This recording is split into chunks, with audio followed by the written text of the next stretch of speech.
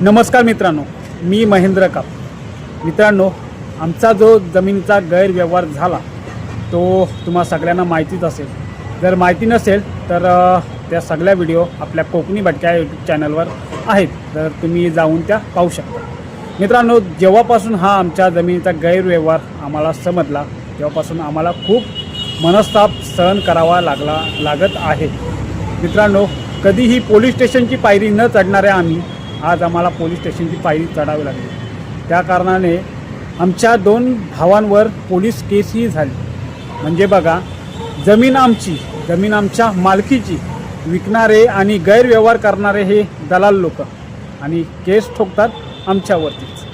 म्हणजे हे असं झालं की चोराच्या उलट्या बोंबा. आज आम्ही बोलणारे आणि प्रामाणिक होतो, त्याच्यामुळे हा सगळा प्रकरण आम्ही उघडकीस आणला. परंतु आमच्या जागी जर एखादा गरीब व्यक्ती असता तर त्याचा निभाव या दलालांपुढं लागलाच नसता.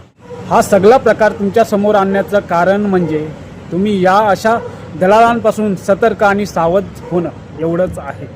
आजपर्यंत अनेक प्रकार आपल्या भागात घडलेले आहेत, परंतु आज एकानेसुद्धा ते पुढं आणण्याचा प्रयत्न केला नाही. कारण अशा दलाल आणि आपल्याच गावातील दलाल आणि या बिल्डर आणि इतर शासनाच्या लोकांचे हे साठे लोटे हे असतात. त्याच्यामुळे आपल्यासारख्या गरीब लोकांचा तिथे निभावच लागत नाही.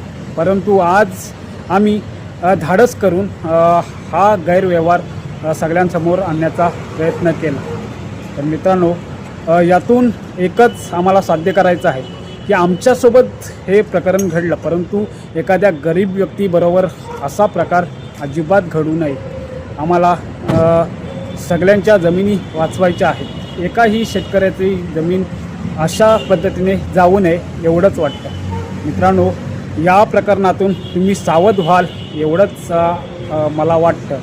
आणि तुम्ही सतर्क राहा, काळजी घ्या, विचार करा आणि आपले निर्णय तुम्ही घ्या आणि जमीन विकू नका एवढाच माझा तुम्हाला प्रांजल विनंती आहे. धन्यवाद.